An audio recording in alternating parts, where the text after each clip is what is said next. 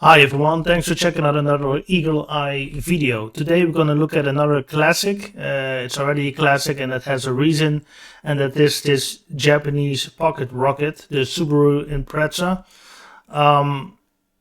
Of course, what you're looking at now is the cheapest one from 2001 in the Netherlands with the 1.6. That's not really what you're looking for, but just a second before we go to the very nice examples here. This one has done more than 200,000 kilometers. It's a station wagon. Everybody that is into rallying and knows something about Japanese four-wheel drive cars must know of this car and this exact specimen that is basically from the 90s that run until the early 2000s. And this is also an all-wheel drive variant, but of course the normal one, not with the hood scoop here and oh, we get 4 worn down tires. Okay, it's been tampered with a bit, not too much. Doesn't look too bad. 200,000 kilometers is not that much, but come on, this car is 23 years old. Does it have an automatic? It looks like. No, it's not. Okay, was this is it low gearing or something? Has something to do with the maybe it has a low gearing. Let's see. They say this number is correct. So it's a 4-cylinder, a 1.6, and it produces 95 horses, 1140 kilos, and 2001 for 1500. So there you have it. This is the cheapest one, just the basic 1.6. Does it say anything about transmission? 5-speed. It is not an automatic, it's a manual. But it has 4-wheel drive. Yeah, that also means that this car is probably quite thirsty. Let's move on a bit more. This looks nicer already. Looks a little bit more sportive due to the rims. You see, they're not too expensive here. 22.50 in euros here in the Netherlands. Yeah, it got a, of course, it got a new exhaust tip on it. And this is the same engine, the 1.6 with not even 100 horses. But it looks fun, right? Not too bad. That definitely has to do something with the gearing, because this is the handbrake and this is the 5-speed manual. If you know, please let me know in the comments, but I think it has something to do, or maybe engaging or disengaging all-wheel drive, because this is an all-wheel drive variant as well. To be honest, you get quite a lot of car for the money. Yeah, it's an old car, 99, but it's quite a lot of car. I think they're also sorry, they're also prone to rust, so gotta check that out. But all in all, it's not bad. If you're looking for a cheap family car that still looks quite nice, I mean, styling wise, I think these are quite nice. I mean, Japanese cars are not really known for their styling elements, but for durability and not too many electronical gremlins, they're quite reliable overall. Parts, however, are not cheap and sometimes a problem to acquire, but I think these Subarus, they were mass produced. Let's go for another cheap-ish one. This is already the next generation. This has 2 liter from 2004. Excuse me. This one looks nicer, even 2007. Not too bad. But it's done almost 250,000 kilometers. To be able to say more about the durability, usually the engines will last, but the paint job, or you know, the chassis wise, they can rust, especially in places where they have a bit more of a harsh climate. This car looks not too bad either. Yeah, it's definitely, you see it's worn out, but you buy this car for less than 3k in euros, which is okay, from 2007. Again, if you need a family car and you don't do too much miles, and you also don't want something too beautiful that, you know, can be trashed or kids can sit on the back, this could be a good alternative. Probably a better alternative than a 3 Series or A4 from that era. You know, also way cheaper. Now, let's go to what you actually clicked on this video for, and that's the following. The most expensive one. Okay, this is a 2005, but we're looking actually for 96. This is the Colin McRae edition. He used to be a very famous rally driver in the 90s. You know, with this car, he got many championships, and I remember on the PS1, the PlayStation 1, he had a rally game which I also played back in the day, and I was also obsessed by this car. It has to be blue and it has to have golden rims. Apparently this is a limited edition. I mean, you tell me, could be. Let's see. Yeah, it looks okay. Not bad. It's not over the top. Maybe this one is imported. Looks like a UK license plate here. Yeah, you see it's been used, but not too heavy. Not even 140 Ks on the clock here. All right. Not bad. I'm very curious about the performance. If this has a 2-liter or it has something bigger, a 2.5, 6-cylinder, something like that. I remember they have. They make a nice noise, but they're quite thirsty, I believe. Let's check. Fuji Heavy Industries, yeah, Japanese car. It only takes the best fuel, so the most expensive one, the premium ones. Yeah, logically.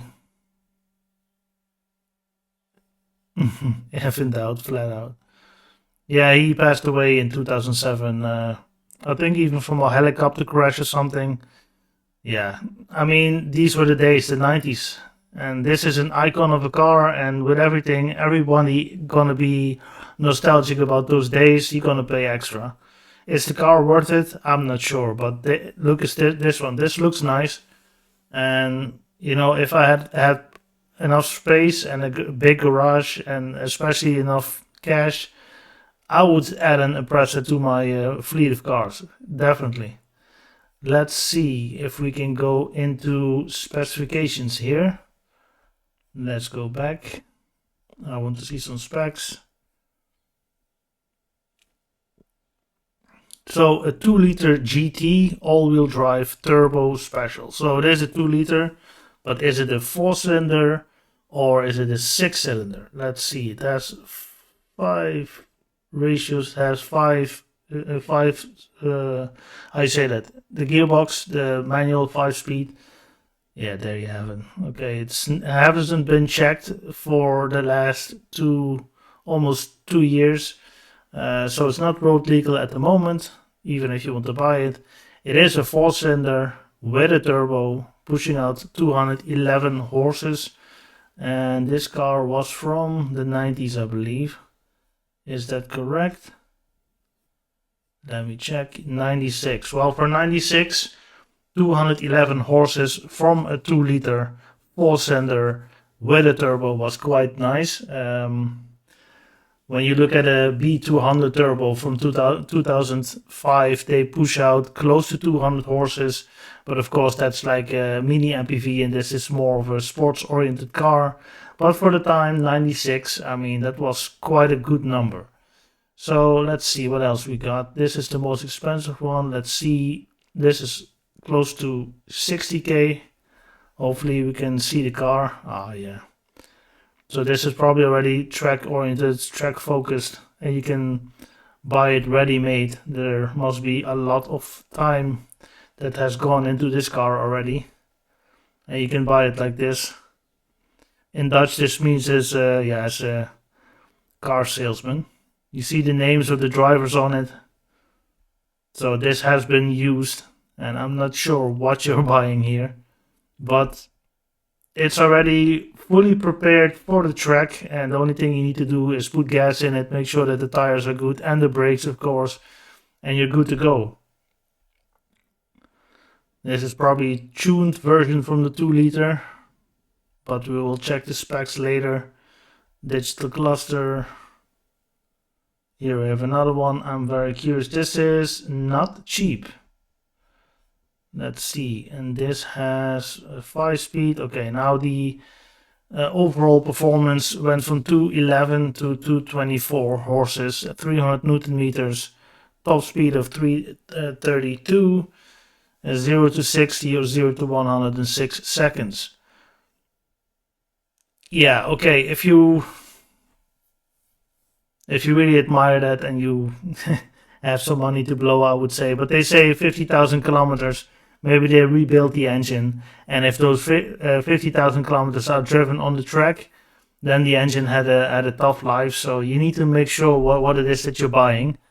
My suggestion is to start up from scratch and build it yourself. But I don't know about parts availability. You need to do some research about that. I'm not a specialist when it comes to Japanese cars. Not that I don't respect them, but I just don't know. I always mostly focus on European cars. But this is the most expensive one, and this one is one of the more recent ones. This one apparently has 300 horses. But of course, this is not a classic. But just for the sake of this video, I will show you this one as well. So this came out in 2015.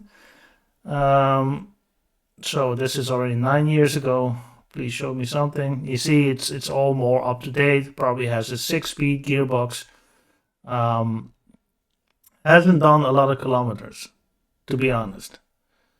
And you have something very special. 300 horsepower is quite a lot. I'm sure you can have some fun on the Autobahn with it. I don't know about sound insulation too much, but it's a nice car. It's something that you don't see that often, and it's just something different than the German alternative. Yeah, 45k is still a lot, but it didn't drive a lot. So there you have it, folks. It was probably this one from 2004, also nice. It's a little bit more recent. I like the body shape of this one, really the 90s one, the best. But maybe reliability wise and performance wise, you want to check the facelift from the early 2000s, and that's this one. Also quite a popular car within the Japanese car scene, I suppose. Let me check out some performance figures. And this one is close to 40k as well, which is a lot. It's done almost 100,000 kilometers. But the overall condition looks good. A little bit of wear here on the chair. But overall not bad.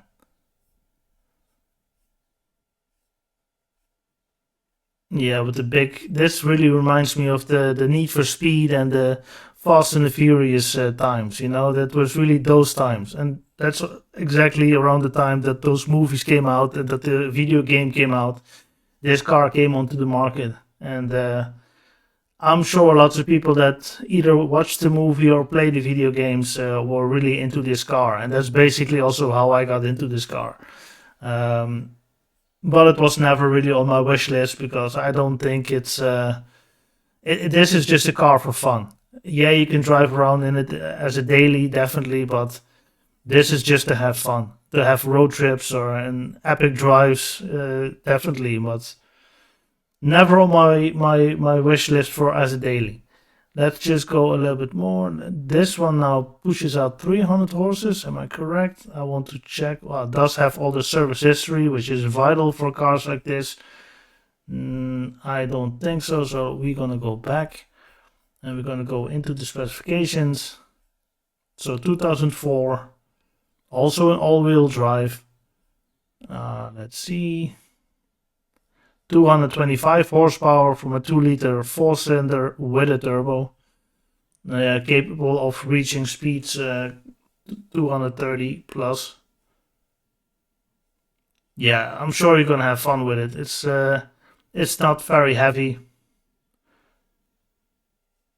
Yeah, but I'm sure this turbo engine is quite thirsty, and also this needs premium fuel.